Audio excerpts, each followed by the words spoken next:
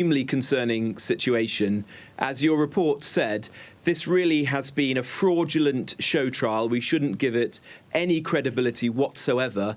There is no evidence to back up these charges. And now we have two British citizens being subjected potentially to the death penalty. They're not mercenaries. They are British citizens who chose to join the Ukrainian army for personal reasons before Putin's illegal invasion of Ukraine.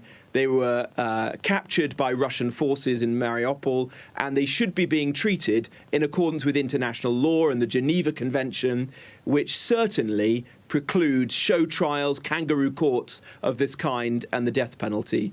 I want the Russian authorities now to step up and to protect these individuals and ensure that they are returned either to the Ukraine or back here to the UK as soon as possible in accordance with international law. Have you managed to speak to the Aslin family at all? I have. I've known Aidan's family for many years. I've known Aidan for almost as long as I've been a Member of Parliament. They're really good people. They've been through an appalling ordeal whilst Aidan has been in captivity with the Russians. And now, of course, today is the worst possible news for them.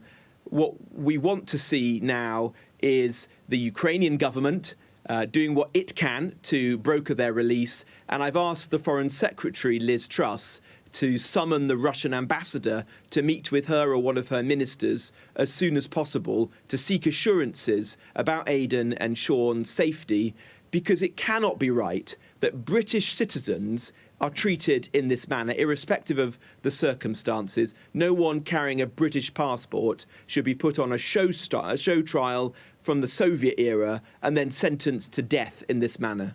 I mean, it's slightly complicated by the fact this is not recognised territory, Donetsk People's Republic. It's going to be very difficult to deal with these separatists, isn't it? Well, yes and no. If Vladimir Putin wanted to end this saga, he could do tomorrow. These are his associates, his protégés. He could step in and tackle this, which is why I think we need to deliver a very clear message to the Russian ambassador that we expect Russia to support our British citizens and ensure that they're treated in accordance with international law. The Ukrainian government, and I've been in conversation with the Ukrainian ambassador, who's been extremely helpful for a number of weeks, are struggling to make proper contact with these proxies of the Russians. So it is a challenging situation, as you say, but nonetheless, these are only affiliates of the Russian regime. If Putin wanted to resolve this, he could do, and I expect him to respect international law and the rights of British citizens, even amongst all of the terrible war crimes that he's committing in this conflict. Liz Truss saying it is sham justice, but she was the one that's suggesting that Britons could go to Ukraine and fight. Now, what you say is absolutely true. These are not mercenaries. These are regular soldiers in the Ukrainian army, so there's a difference. But do you think she was wise to say that in the first place?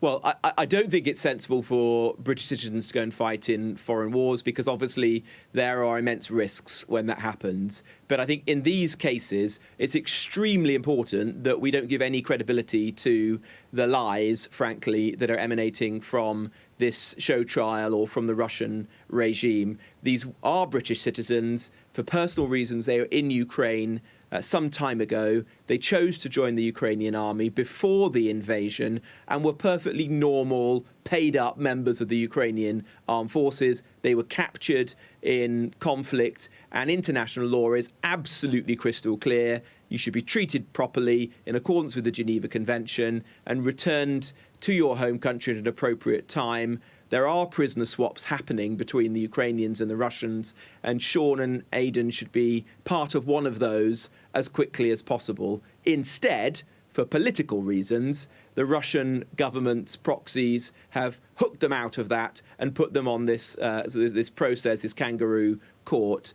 We can't give it any credence. We have to call it out and to demand that they get released as quickly as possible. And just finally, I mean, it's possible, as you sort of suggest there, that it could be some sort of bargaining exercise where, you know, it all ends with some sort of prisoner swap. It's possible after an appeal that, you know, the sentence is not carried out. Yes, well, as I say, there are prisoner exchanges happening between the Ukrainians and the Russians, and we would want these two individuals to be part of one of those and treated in the normal way as Ukrainian service personnel. We don't know exactly what the intentions are of the Russians and their proxies in this case. We shouldn't give credence to that. It's a completely outrageous situation. And I do think it's important that the Foreign Secretary makes clear that British citizens cannot be treated in this manner. It's difficult to think of direct parallels of British citizens being put on show trials and sentenced to death. This needs to be called out, and this needs to be resolved as quickly as possible.